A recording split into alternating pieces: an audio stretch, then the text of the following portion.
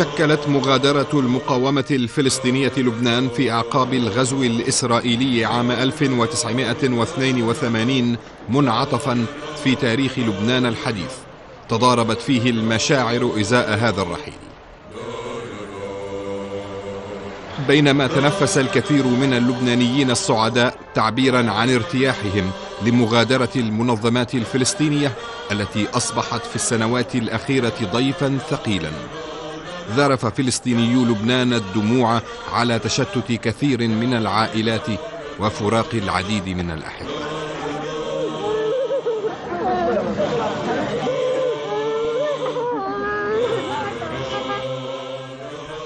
أصبح اللاجئون الفلسطينيون في لبنان دون سند أو غطاء، وكانت مخيمات اللاجئين الأكثر عرضة للانتقام والأكثر خشية من عواقب رحيل حماتها على مدى ما يربو على العقد من الزمن. تسارعت الأحداث السياسية في لبنان، وانتخب مرشح إسرائيل وحليفها بشير الجميل رئيسا للبلاد. في 14 من أيلول سبتمبر من عام 82 اغتيل بشير الجميل.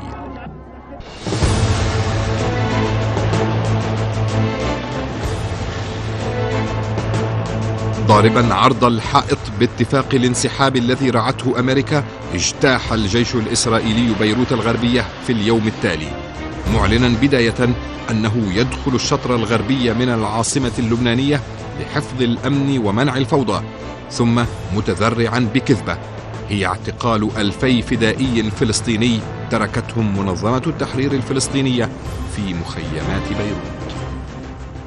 We had full control of all the important keys of the city, including the Palestinian camps of Burj al-Barajne, Sabra and Shatila.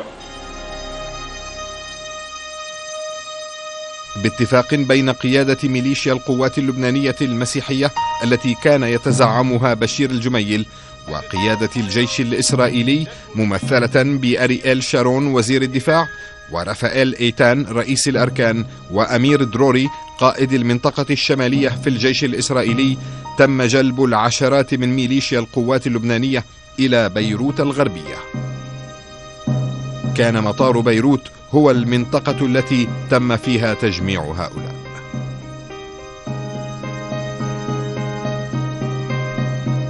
كان هؤلاء واضحين في حديثهم مع الإذاعة الإسرائيلية عن مهمتهم. فايتين على بيروت نحن، روح مخرب كله. كله قوي هون بعد فوت على بيروت. بدنا نفوت على الشوارع الصغيرة نمسحها، انتوا اشتغلتوا الشوارع الكبيرة بس نحن بدنا نفوت على الشوارع الصغيرة نمشطها كلها سوا. انتوا على اساس يمكن ما عندكم القدرة انه بالمشاة تفوتوا بيناتهم، يمكن ما عندكم. يو افريد يو افريد وي وي مدفعية مدرعات مشاة كل شيء بم بم بم بم. حوالي الساعة 6 من مساء 16 من أيلول سبتمبر أدخلت إسرائيل المسلحين المسيحيين إلى صبرا وشاتيلة، وهي تعرف تماما أن شيئا واحدا كان يتملك عقولهم: الانتقام.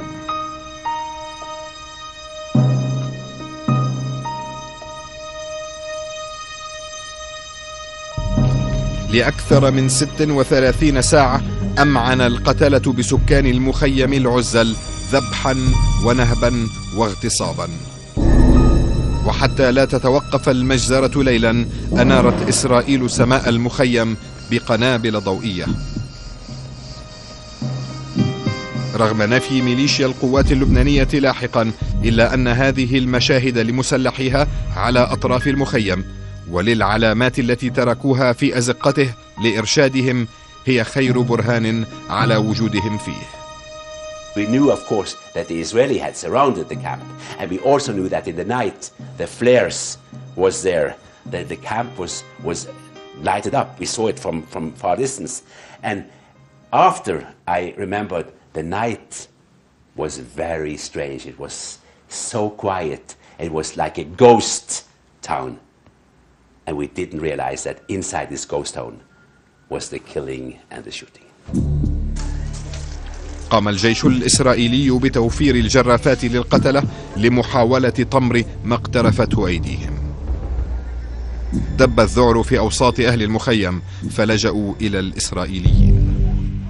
على الحجار ومع أطفال صغار على الرمل، مع أولاد أطفال صغار حطونا على الرمل، لا أعطونا شيء نعطيهم ولا شيء، وبدكم تموتوا يا بعد وبدنا نرشكم من هالشكل، مش أنتوا جايين تحمونا خيا؟ ها؟ بنت هاي جالسة لحظات قال لها تعالي هون مش لازم تمسكوا هيك ولا تلم من إيدها وخلص. من سوا؟ ها؟ بيسووها من الكتائب. بعد إسرائيلي؟ لا، كتائب من المنطقة الشرقية. يعني فين هو الكتائب؟ الكتائب أنا بعرف اللي فوتوها شدينا بصبرة فوتوهن علينا. وراح الكتائب راح؟ ها؟ لا من هناك يعني بس عربية بنزيد مصرياتنا وراعينا. طب الله بقولها هاي طيب؟ فين وايكم؟ بجميلة. مشروعات وحطينا مشروعات وبتطلع يا بنكونكم بالبيت. أثر والله. مين هاي كان؟ أكشنا. مين هاي قال كم يطلعوا لما كنت جيش ولا الكتائب؟ الكتائب. Women had come to the Israeli soldiers who was guarding Sabra Shatila, telling them there is killing going on inside. The phalangists are killing women and children. But the Israeli soldiers who was told, they said, well, what can we do? Go back. Just go back. Are you sure? Is it the Israelis who are killing or is it the Kataib? No, it's the Kataib. No, they have gone now. Go back, go back. تناهى إلى سمع بعض الصحفيين الغربيين أن شيئا ما يحصل في صبرا وشتيلة. We tried to go into Sabra Shatila because there were rumors that the Phalange had got into revenge. So I went into Sabra with the Lebanese cameraman. We're able to go to the hospital, the Gaza hospital, where there were Norwegian nurses and doctors to find out. And while we were there, they brought in a young 11-year-old boy who was screaming, "The Kataib killed my mother and father." He was wounded. He was wounded in the foot and in the hip. And he was crying, "They killed my mother and father, the Kataib."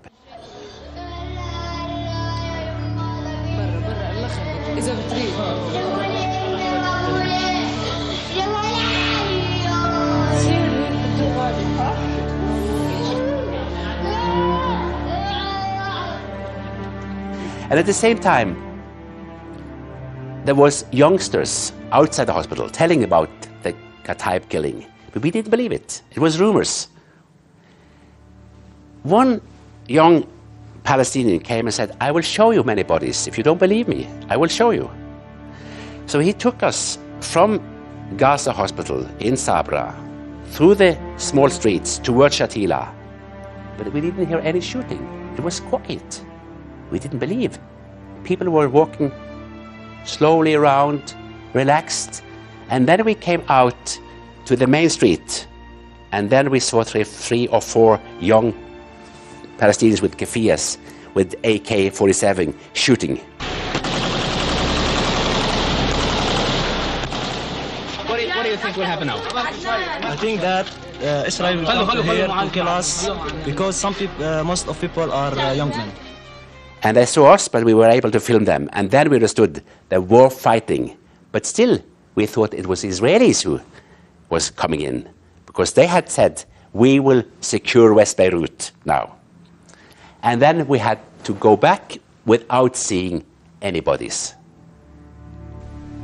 عاد أود كارستن تفايت إلى المخيم صباح اليوم التالي. And then we came in the same way, and we saw the bodies. And I went around with my tape recorder. I had no crew. I had no television crew in the beginning. To count bodies, throwing up, counting bodies. De har åpenbart blitt mishandlet. Et 20-talls menn fra 14. And the more bodies we found out was there. In alleys, women killed, children killed. And we also saw they had used bulldozers to take the rubble over the dead bodies. We couldn't believe our eyes.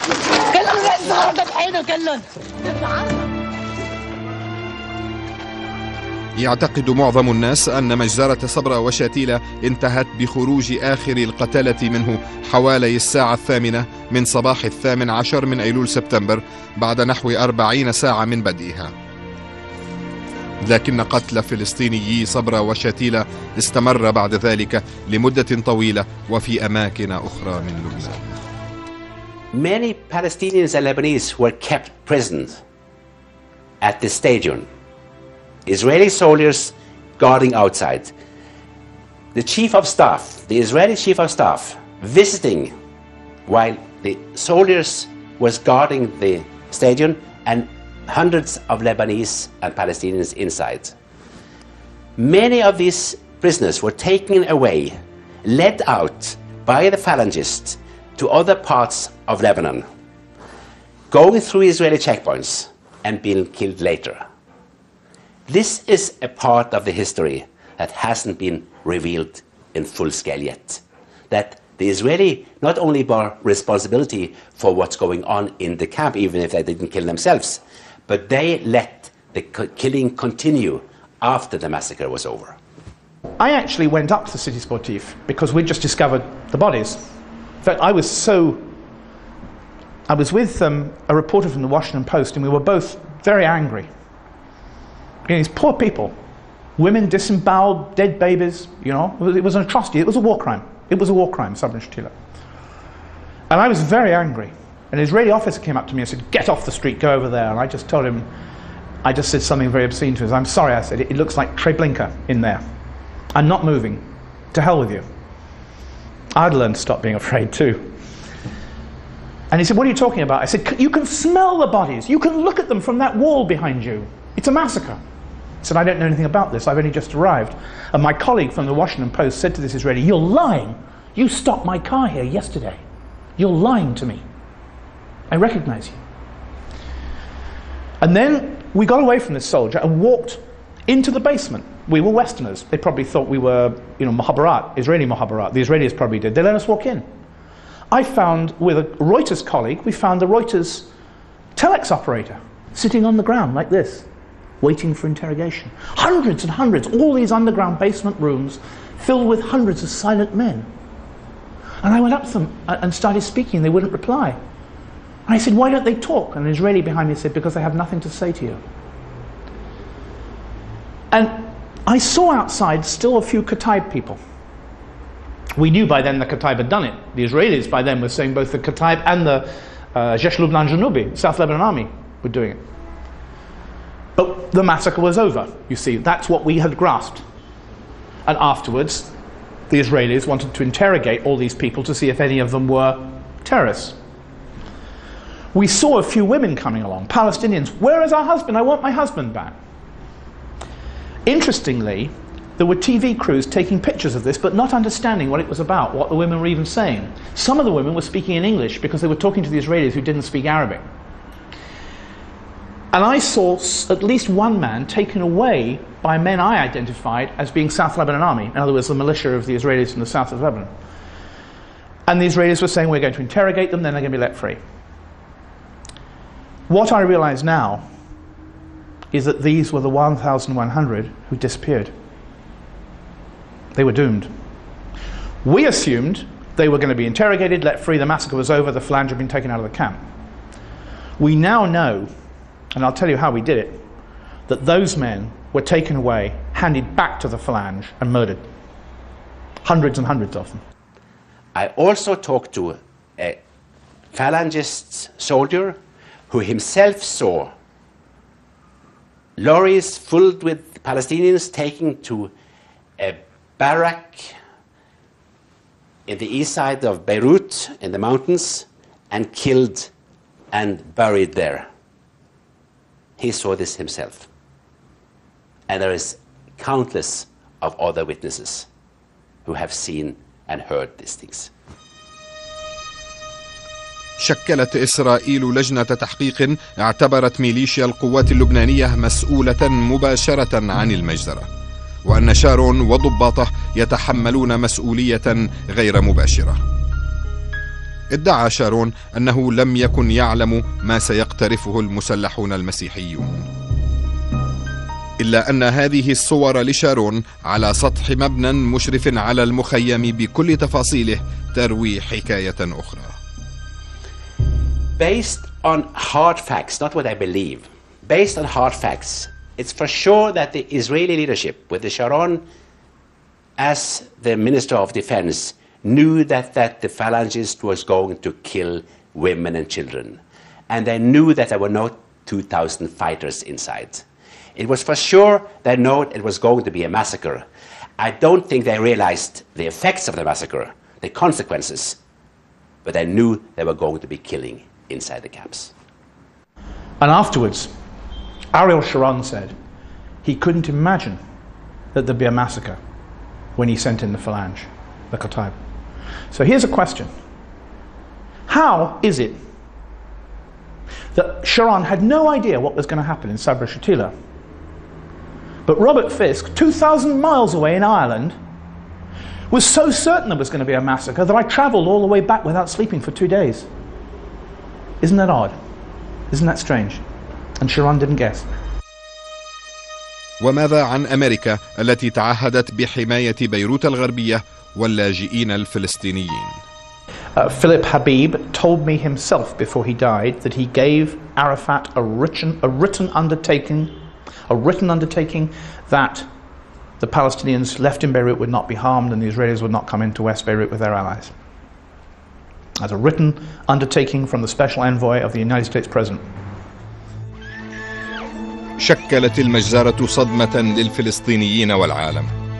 لم يبادر أحد إلى التعويض لضحايا المجزرة أو إلى محاسبة منفذيها والمسؤولين عنها الذين لا زال كثير منهم حرا طليقا في لبنان وإسرائيل. لم تكن المجزرة خاتمة مأساة الفلسطينيين.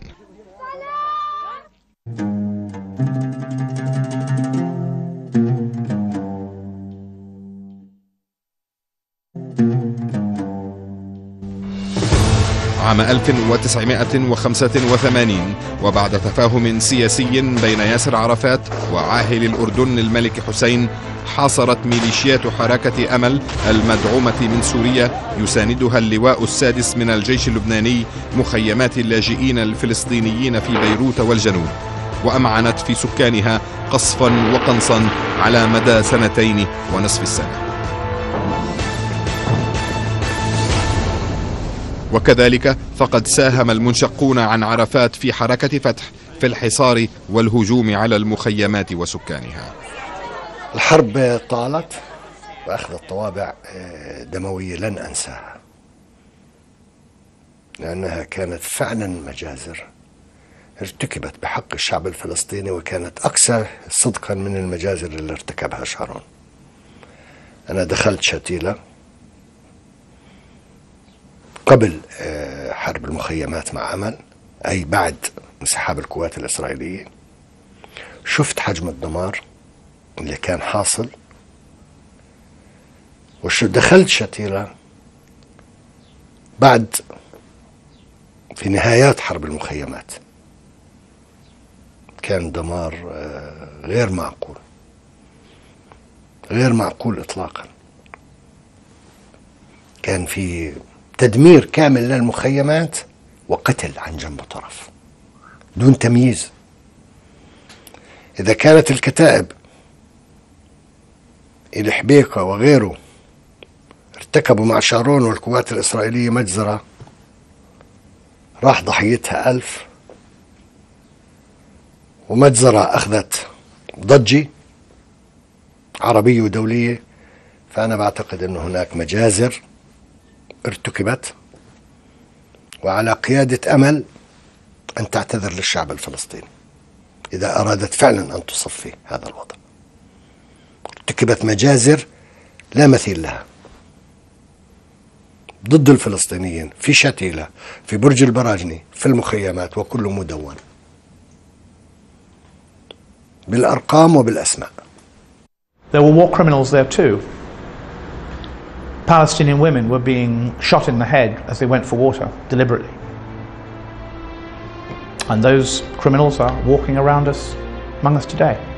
I can remember the savagery I can remember one day, with so many ammo, were firing so many machine guns, I mean, you know, weapons into the camp, that there was a rustling sound, like they'd go, bop, bop, bop, bop, bop, and then you'd hear,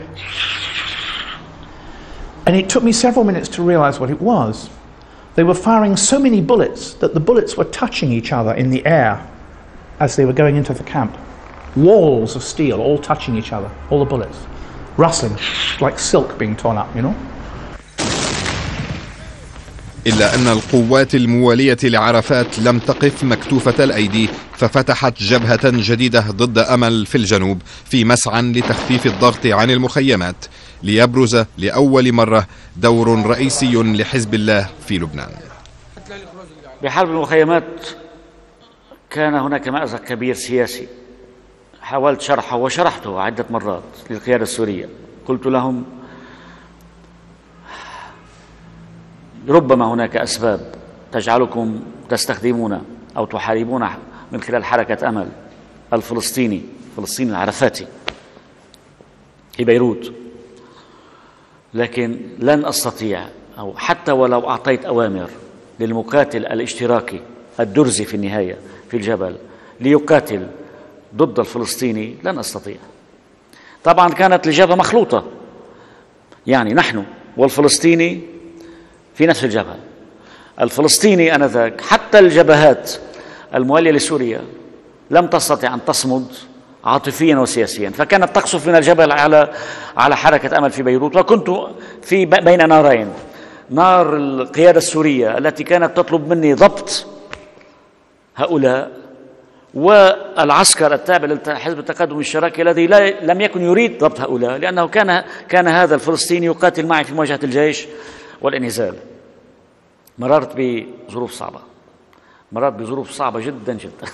التراجع في الموقف الأمل الهجومي تم بعد الانكسار العسكري، وبعد أن أصبحنا نهدد القرى، وبعد أن تحرك الشيعة أهالي الغازية وعنكون والنبطية والى آخره تحركوا ضد قيادة أمل، ودخل حزب الله على الخط، وسمحنا وأخذنا موافقة من أبو عمار على تواجد حزب الله في مغدوشي معنا، وتواجد حزب الله في مغدوشي، وكان أول ظهور مسلح لحزب الله.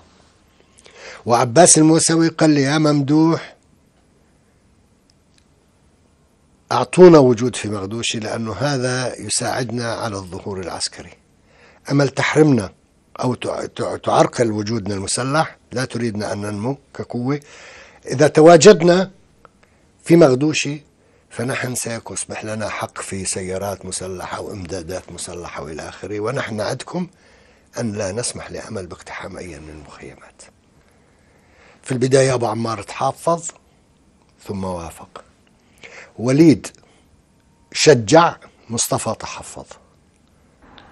موقف حزب الله بهالمعركة كان موقف رائع مشرف، حمل الفلسطينيين من أن تتكون لديهم نظرة عدائية تجاه الشيعة، وحمى الشيعة من أن يعني يتحولوا إلى كتلة معادية للفلسطينيين، وتصبح النظرة لأمل هي نظرة للشيعة.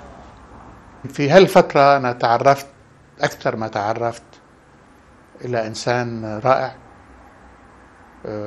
شيخ جليل بكل معنى الكلمة، إنساني بكل معنى الكلمة، مسلم عروبي بكل معنى الكلمة، اللي هو السيد عباس الموسوي. كثيرا ما كنا نلتقي أنا وياه، وخاصة في بيت الشيخ ماهر حمود، وكثيرا ما كانت مش دمعة تنزل من عينه، كثيرا ما كان يبكي بكاء مرا لهذه الحالة اللي عم بعيشها الفلسطينيين مع أمل. أثار العديد من حلفاء سوريا من تنظيمات لبنانية وفلسطينية غضب دمشق عبر مساندة المخيمات المحاصرة وقوات عرفات. راح وفد من جماعة جبهة الإنقاذ يطلب من خدام السماح له بإرسال عدد من المقاتلين لدعمهم أو دعم عناصرهم بالمخيمات. فكان له القول الشائع أنه أنتم بتضلوا يعني ضد عرفات لحد ما توصلوا الكحالة، بس توصلوا الكحالة لتحت تقلبوا بتصيروا مع عرفات. دليل أنه الناس ما بيهون عليها، يعني تحت راية عرفات والعرفاتيين تيجي تدمر المخيمات وتقتل الفلسطيني على هويته.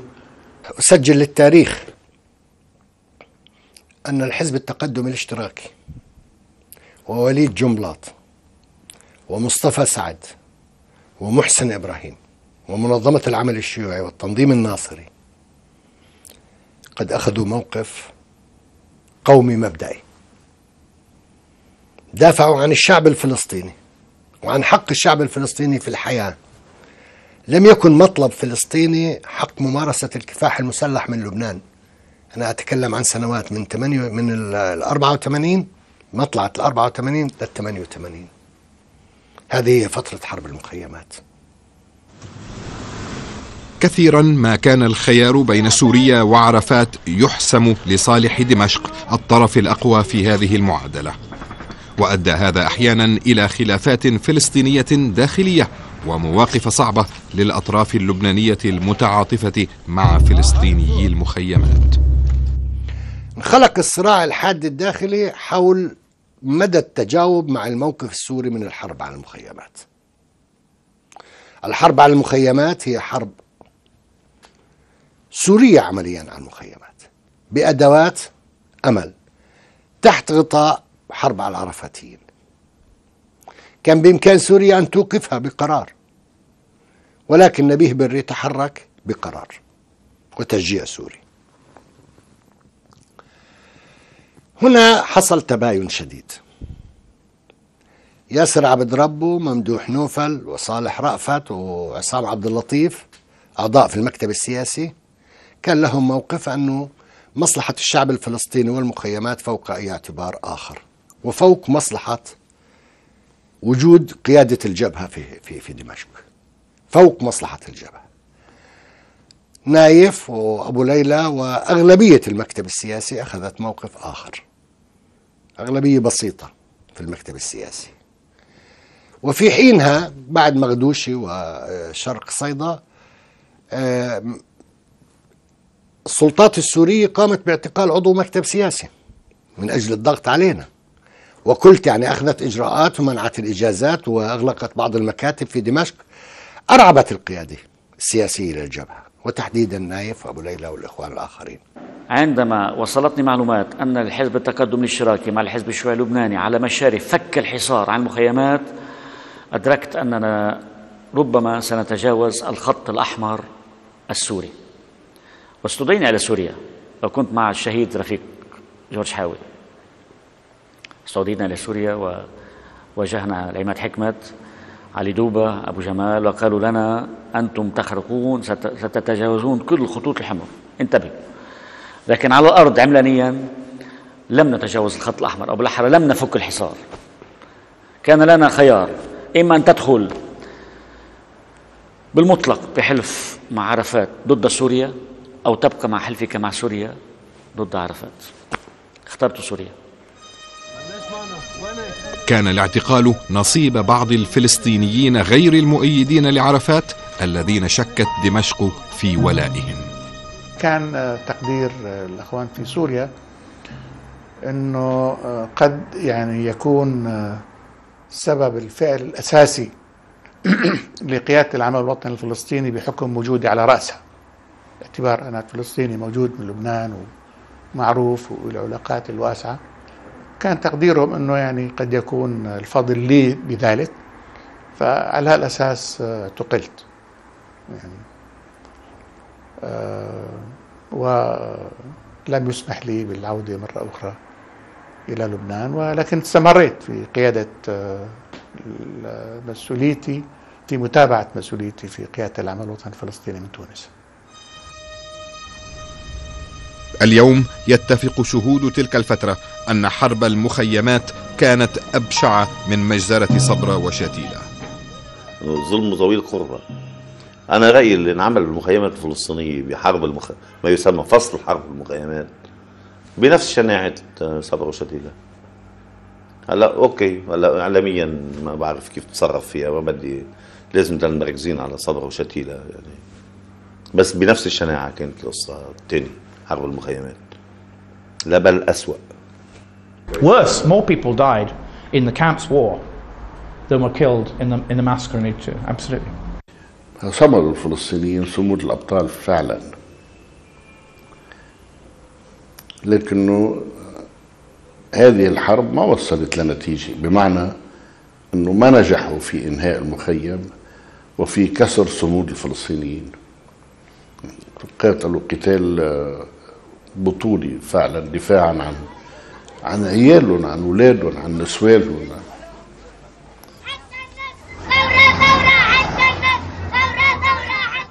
It's the problem of what are the guarantees of our people. Besides, what is going now as a cold new massacre in the south, when you are following that every day 2 or 3 Palestinians are kidnapped and killed and their bodies are thrown in the valleys or between the gardens in the south of Lebanon, or the Palestinian stores or shops are destroyed and exploded by the explosion every day in Beirut or in the south. What are the guarantees for the Palestinians? Therefore, we are holding our guns to defend ourselves from those attacks, you see. يبدو صبرا وشتيلة ما قامت بدورها كفاية، فحدا عم بيكمل الموضوع. حرب مجرمة بدون مبرر، لا ما في له ولا تبرير مطلق مطلق مطلق. ما في مشروع فلسطيني، ما في سلاح، في مشروع انتقامي من موقع انه ما عم بيقدروا يمسكوا بالقرار الفلسطيني، يعني مش عم يمسكوا القرار الفلسطيني اللي هو دائما هاي النظم العربية كانت في شيء عم يستعصي عليها، هو الامساك بالقرار الفلسطيني، وبرجع لعرفات. كان بعض من تطوع من الأوروبيين في مخيم برج البراجنة شاهدا على حقيقة حرب المخيمات. One girl here was shot in the leg as she was trying to bring in food through the entrance that they now call the death passage. And another lady here who has a fractured hip, she was shot in the hip. They're forced to go out still to bring in food, and almost every day women are shot. استمات الفلسطينيون في الدفاع عن المخيمات، وعبروا في المرات القليلة التي تمكنوا فيها من إيصال صوتهم إلى العالم الخارجي عن رغبتهم في العيش بسلام في لبنان. We feel that nobody is feeling what we are suffering here. It's just a siege to continue killing the people. I can't see any political future or any victories for those who are sieging the camp, or even we can say that our people inside the camp is not looking for victories, just looking for peace and to live in a secure, honorable life only. And I hope that the world around us can hear these words and try his best to help our people to lift this siege. كل من يرغب في ضربنا وفي قتلنا كنا نواجه وندافع عن أنفسنا. احنا ما رحنا جبنا قوات تحاصر منطقة بيروت وتقصفها بالمدفعيين اللي موجودين، احنا قاعدين داخل المخيمات ولا معنا دبابات ولا معنا مدافع، وسلاحنا موجودين فيه، وهم بشرق صيدا كان معنا مدافع وسلاح فردي موجود هناك وكنا نقاتل فيه. وحاصروا المخيمات من صور إلى بيروت. كان الحصار على المخيمات في غاية القسوة، وكان الاعتماد أساسا على النساء والأطفال في تموين المخيم. They managed to crawl in from outside. They brought it from outside and they crawled in over the sandhills. And this is the second time that these girls have managed to come in this way. كثيرا ما استهدف مقاتلو أمل ومناوئو عرفات من التنظيمات الفلسطينية النساء والأطفال في محاولاتهم لإدخال المؤن الغذائية والطبية إلى المخيم.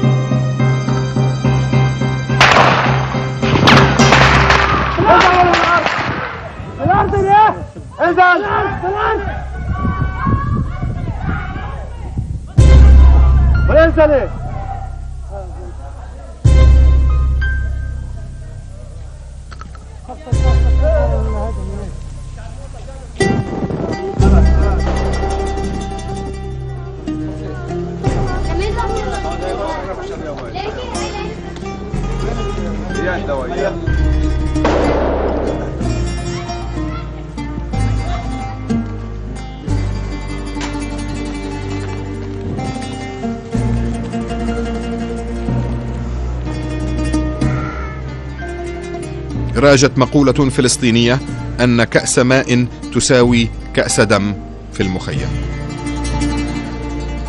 كانت المشكلة تكمن في دفن القتلى في مخيم شتيلة لعدم القدرة على الوصول إلى المقبرة خارج المخيم، وكان الأثر النفسي على السكان عميقا.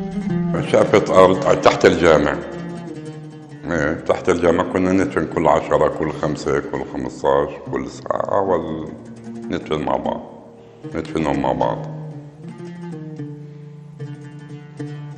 الشعب الفلسطيني خط ضحى صعبة، وخاصة الأطفال والنساء. يعني أنت لما تشوف الأطفال والنساء كانت صعبة كتير.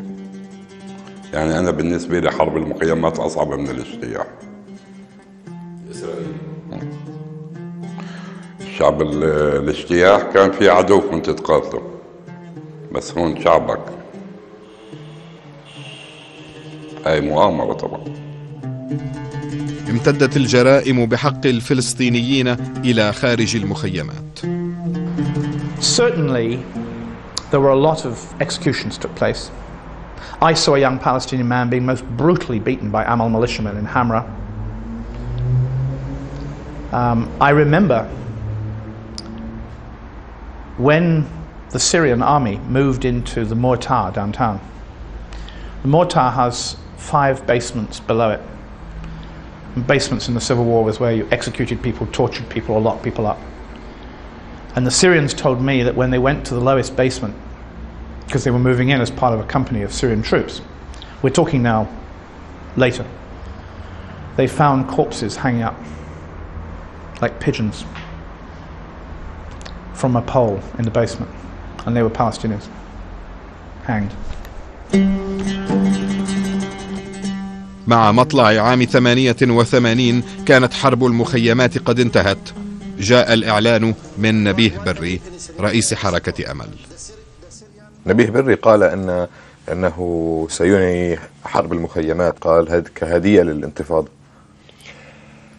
شكرا لهديته للانتفاضة. نحن عملنا أكثر من اتفاق، أنا عامل اتفاق معه وصادقوا عليه العرب يعني بوقف حرب المخيمات، وصغناه في بيت. حرب المخيمات انتهت بنهاية 87 يعني، أو حتى لا استمرت بعد الانتفاضة بفترة يعني بداية 88. بدأ الحصار على مخيمات بيروت، وبدأ الحصار على مخيمات ثور. كان لابد لنا من الانتشار في منطقة شرق صيدا لأن يكون معنا أوراق للتفاوض حول فك الحصار عن المخيمات. نجحنا في فك الحصار عن مخيمات ثور، ونجحوا بالوصاية بضرب تدمير مخيمات بيروت صبرا وشتيلة، ونقلت قواتنا إلى صيدا.